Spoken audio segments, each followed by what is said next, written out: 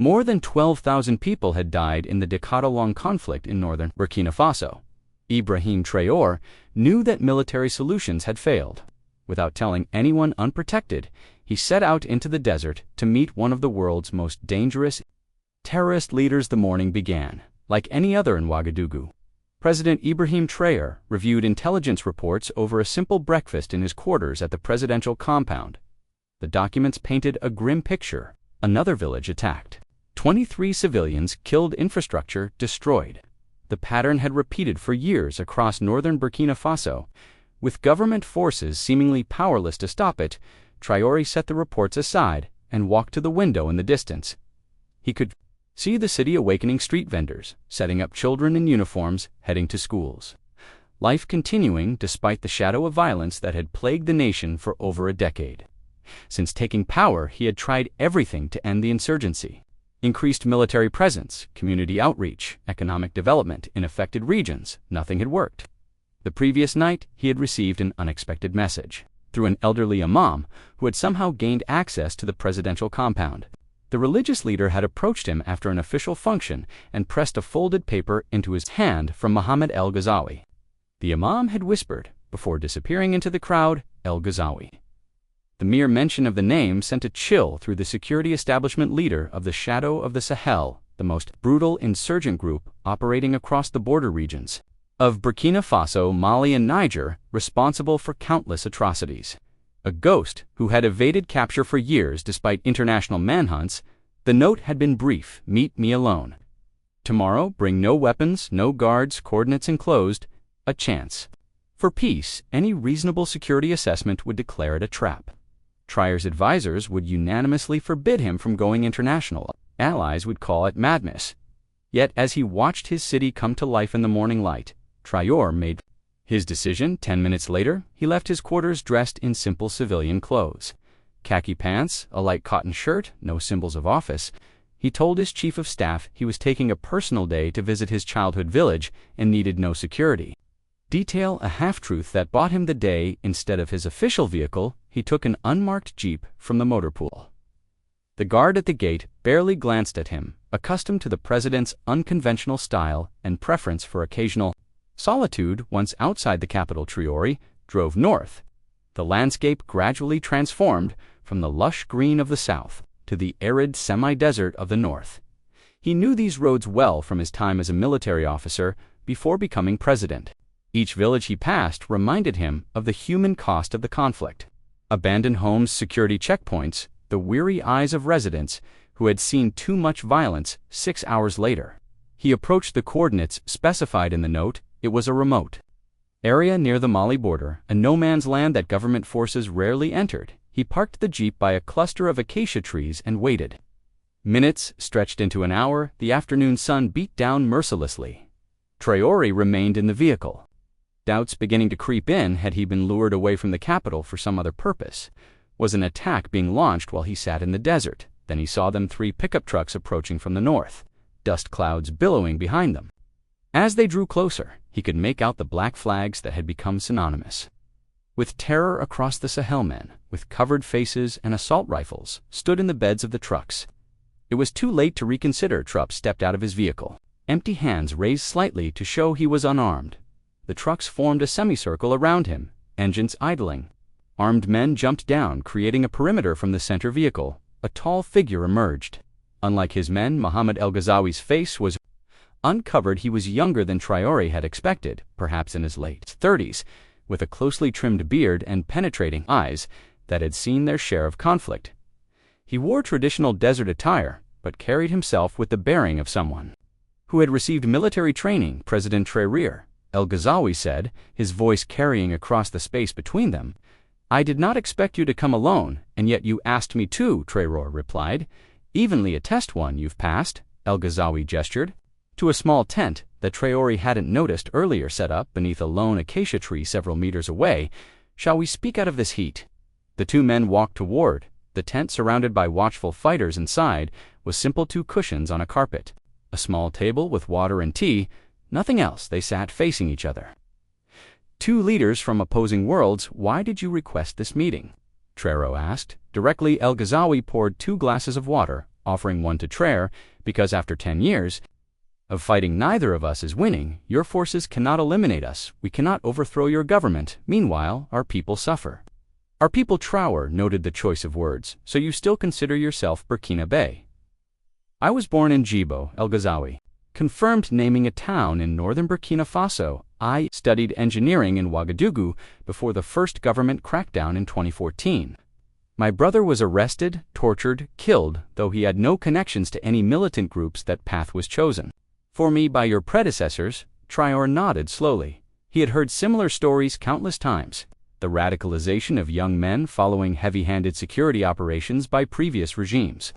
And now, what path do you choose for yourself? El Ghazawi studied him for a moment before responding that depends on what you offer, not to me personally, but to the people of the North, the forgotten ones. For the next hour, they spoke candidly about the conflict's root causes. El Ghazawi described the northern community's grievances, marginalization by the central government, lack of basic services, heavy-handed military responses, foreign military presence that many viewed as neo-colonial occupation.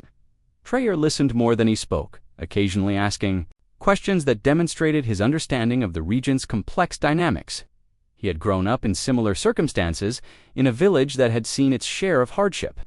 The difference was that he had channeled his frustrations into military service and eventually political leadership rather than insurgency. Your movement's tactics attacking civilians, destroying schools, how do these help the people you claim to represent? Traoré finally asked. El Ghazawi's expression hardened. Some attacks attributed to us were committed by others, some were committed by commanders I could not control, and some. He paused, some were strategic. When foreign teachers replace Quranic education, when NGOs bring foreign values, when government buildings represent oppression, these become targets. Children have died, Traoré said simply. Children die from lack of clean water, from preventable diseases, from poverty every day in the north, El Ghazawi countered. Where was the government's concern before they became casualties in headlines?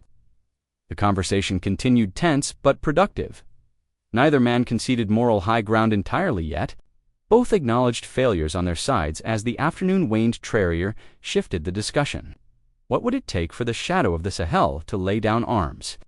El Ghazawi leaned back, considering the question. 3 things. First, removal of all French military presence from Burkina Faso. Second, genuine autonomy for the northern region's control over local governance, education, resource management. Third, amnesty for my fighters, and a place at the table in national reconciliation talks. Traoré had expected the first demand. His own government had already begun reducing foreign military presence. The second was complicated but potentially negotiable.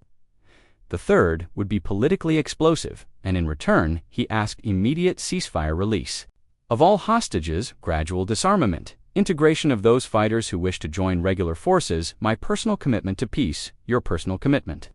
Traoré repeated, can you control all factions within your movement? El Ghazawi's hesitation was telling. 80% immediately, the rest will follow when they see the benefits of peace. Those who refuse, they become outlaws to both sides. Outside the tent, the sun was beginning to set, casting long shadows across the desert landscape. Traoré realized they had been talking for nearly 3 hours. I cannot make these decisions alone, he said finally, nor can I offer guarantees without proper process. But I can begin the work, and I cannot trust mere words from a government figure.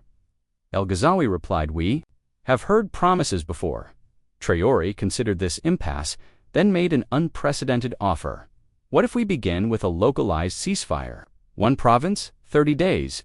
You withdraw your fighters, we withdraw heavy military presence, joint community patrols, your men and mine working together, we bring in development resources, start rebuilding infrastructure, a test case. El Ghazawi's expression remained impassive, but his eyes showed interest.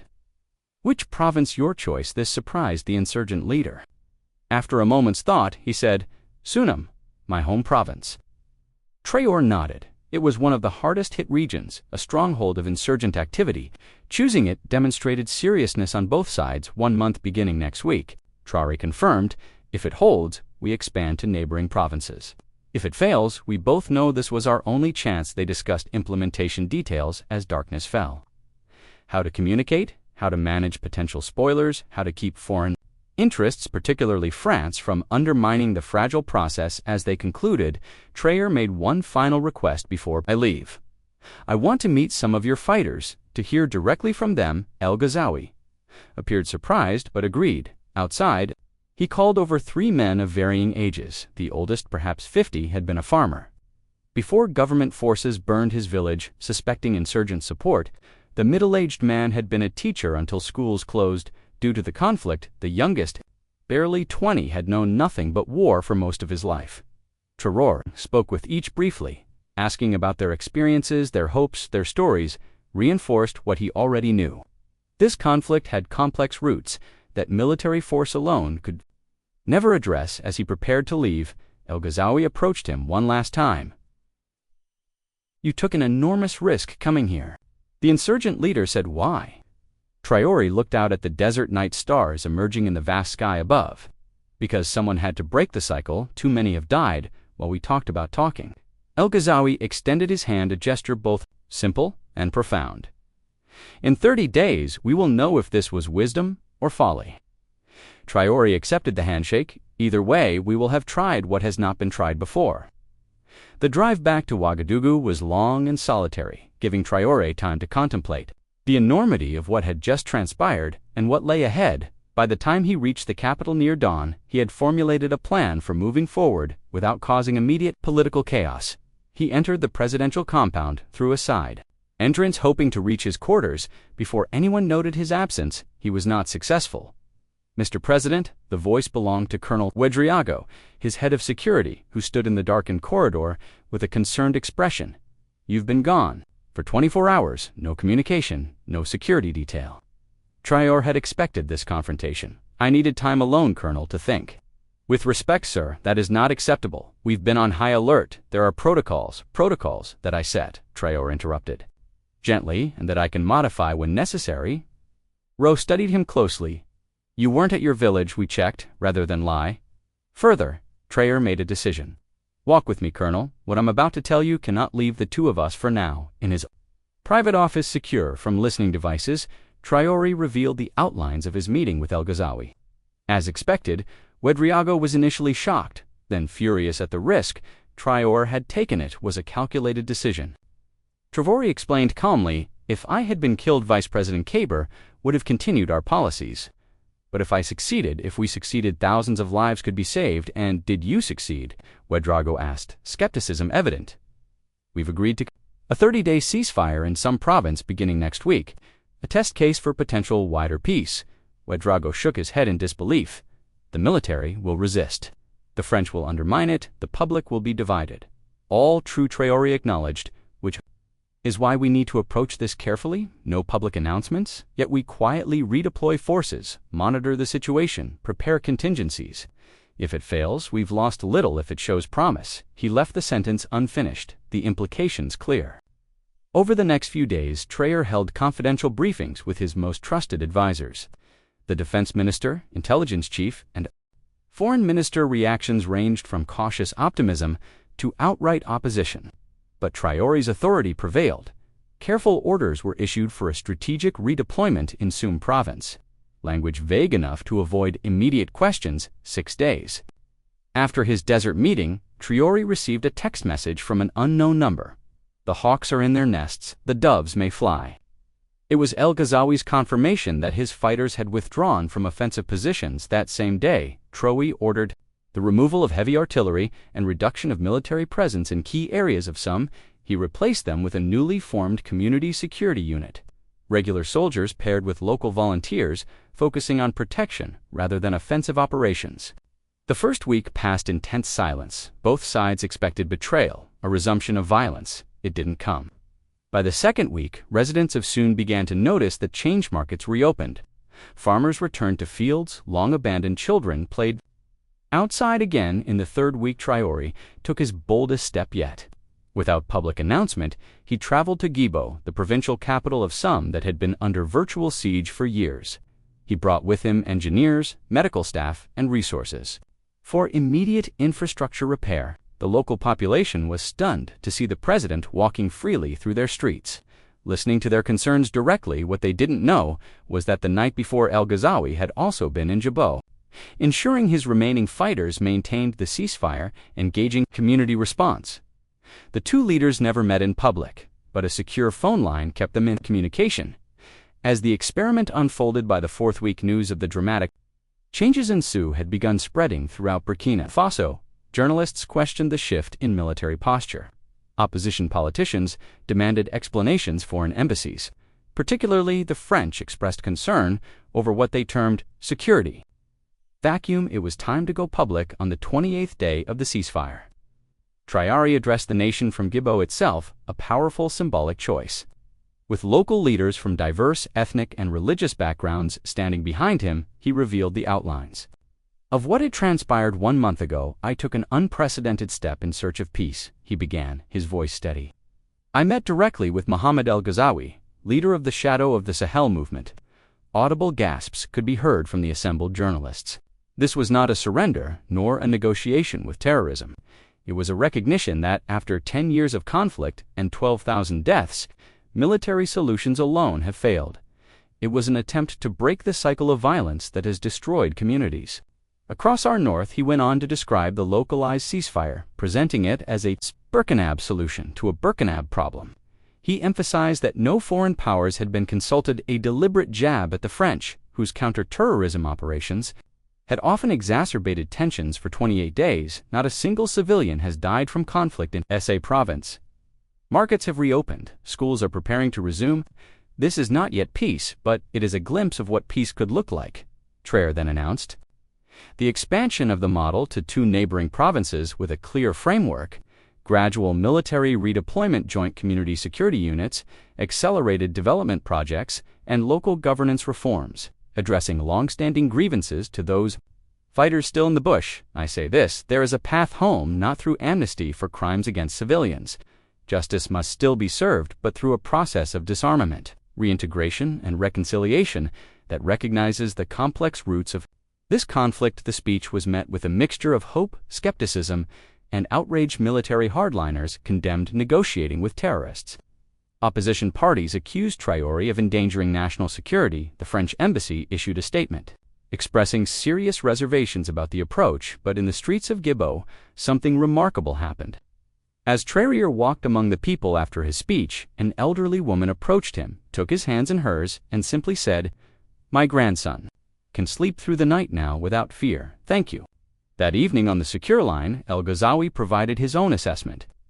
Your speech was well received in our communities, but there are challenges ahead. Foreign fighters are arriving from Mali, sent by those who profit from chaos. They will try to break this peace and your control over your forces, Traoré asked, holding but strained. They need to see tangible benefits soon. Jobs, development, dignity. Words alone won't sustain this. Traoré understood the fragility of what they had begun. 1 step at a time. Tomorrow, we begin the expansion to Yudalan and Yaga provinces. Your fighters there, they have their orders, no attacks. Maintain defensive positions, only allow development teams to enter the next 3 months. Tested the framework repeatedly. Twice rogue elements within the insurgency attacked government positions each time. El Ghazawi's loyalists helped identify and neutralize the perpetrators. Once an overzealous military commander ordered an unauthorized raid on a suspected insurgent hideout. Traoré had him immediately reassigned. Gradually, the experiment expanded to 5 provinces, then 8. Not without setbacks. Violence still erupted. Trust remained fragile, and foreign interests continued attempting to undermine the process. But a pattern emerged where the framework was implemented. Civilian casualties dropped by over 80%. Economic activity resumed, and communities began the long process of healing. 6 months after his desert meeting with El Ghazawi, Traoré took the most controversial step, yet he invited the insurgent leader to participate in nationally televised peace talks in Ouagadougou. The invitation sparked protests from victims groups, resignations from 2 cabinet ministers, and a stern diplomatic note from France. Yet Traoré persisted. When El Ghazawi arrived in the capital under heavy security, and having laid down his weapons as agreed, it marked the first time in African history that an active insurgent leader had been brought into a formal peace process without first being defeated militarily. The talks were difficult, emotional, and often nearly collapsed. Victims confronted perpetrators. Religious and ethnic tensions flared. The military establishment resisted compromises on security arrangements. International observers questioned whether lasting peace was possible given the deep divides on the talks' third day during a particularly heated exchange about accountability for atrocities. A young woman stood up in the audience. She identified herself as having lost her entire family to an insurgent attack 2 years earlier. "I have every reason to want vengeance," she said, her voice steady despite her tears. "But what would that bring back? Not my parents, not my brothers, not my village." She looked directly at El Ghazawi. "I do not forgive what was done, but I want the killing to stop. I want other families to remain whole." Her intervention changed the tenor of the proceedings. Discussions shifted from recrimination to practical solutions for sustained peace, security arrangements, development priorities, governance reforms, and mechanisms for justice that balanced accountability with reconciliation. After 2 weeks of intense negotiations, the Ouagadougou Accord was signed. Not a perfect document, not a complete solution, but a framework that could evolve its core principles. Included removal of foreign military bases, decentralized governance for northern regions, integration of former insurgents into community security forces, and a Truth and Reconciliation Commission, as El Ghazawi signed the document officially ending his status as Burkina Faso's most wanted terrorist and beginning his new role as part of a transitional Northern Governance Council. He exchanged a brief look with Traoré. In that moment passed the unspoken acknowledgement of how unlikely their journey had been from mortal enemies to cautious partners in peace. The international reaction was mixed. Regional leaders expressed support, many facing similar conflicts in their own countries. Western powers were skeptical, which stood to lose significant influence under the new arrangements. Global terrorism experts debated whether the approach could be replicated elsewhere or was unique to Burkina Faso's specific circumstances. 1 year after the secret desert meeting that had started at all, Ibrahim Traoré stood on the outskirts of a village in some province that had been abandoned for years due to the conflict. Now it hummed with life, homes being rebuilt, fields cultivated, a school. In session next to him stood Mohammed El Ghazawi, no longer an insurgent leader, but still a complex and controversial figure in the country's evolving story. "Did you believe this was possible?" Traoré asked quietly, "when you sent that note asking to meet El Ghazawi?" Considered the question. "I believed it was necessary to try. After burying enough fighters and seeing enough civilians suffer, even the most committed warrior questions the path of perpetual conflict." They watched as children played in the village center there. Laughter, a sound that had been absent from this region for too long. "The peace remains fragile." Traoré acknowledged there are still attacks, still distrust, still foreign interests trying to destabilize what we've built. "Yes," El Ghazawi agreed, "but each month it holds is a month that rebuilds trust, each school that reopens, each market that thrives, each family that returns home. These strengthen the foundations." What neither man said aloud, but both understood, was that their unconventional approach had fundamentally changed the narrative of conflict resolution in the region for decades. The only models had been either total military victory, rarely achieved, or superficial negotiations that failed to address root causes. Their third path, difficult, dangerous, imperfect, offered something different, a localian process that recognized the complexity of modern conflicts and the need for solutions that went beyond military force. As they walked through the reviving village, a group of elders approached to greet them. A woman in her 70s, spoke with the directness that often comes with age. "You two brought back our homes," she said, looking between the president and the former insurgent. "But the road ahead remains long. Will you continue walking it together?" The question hung in the air between them, embodying the uncertainty of their nation's future. Both men had taken enormous personal and political risks. Both had been changed by the process. Both faced opposition from within their own constituencies. The alternative is to return to a conflict. "Neither side can win," Traoré replied finally. "For the sake of these children, we must find a way forward." El Ghazawi nodded in agreement. "The guns have fallen silent in much of our land. Now comes the harder task, building a peace that lasts beyond personalities, beyond politics." As the sun set over the village, casting long shadows across the recovering landscape, Traoré reflected on the improbable journey that had begun with his solitary drive into the desert 1 year earlier. A single conversation had not solved all of Burkina Faso's problems. Violence still erupted in parts of the country, political opposition remained fierce. Foreign powers continued their attempts to influence events, yet something fundamental had shifted. A nation that had resigned itself to endless conflict had glimpsed an alternative. Communities that had been divided by violence were slowly reknitting their social fabric. A process owned by Burkina Faso themselves, not imposed by foreign consultants or dictated by international institutions, was evolving according to local needs and realities. It had begun with a simple recognition that even the most intractable conflicts ultimately require adversaries to see each other's humanity. Not to excuse violence or erase accountability, but to find a path beyond perpetual enmity. As Traoré departed the village, returning to the capital and the countless challenges still facing his nation, he carried with him the image of children playing where once there had been only abandoned ruins. It was perhaps the most powerful testament to what becomes possible when leaders take unprecedented risks for peace. When the guns fall silent and the difficult essential work of reconciliation begins,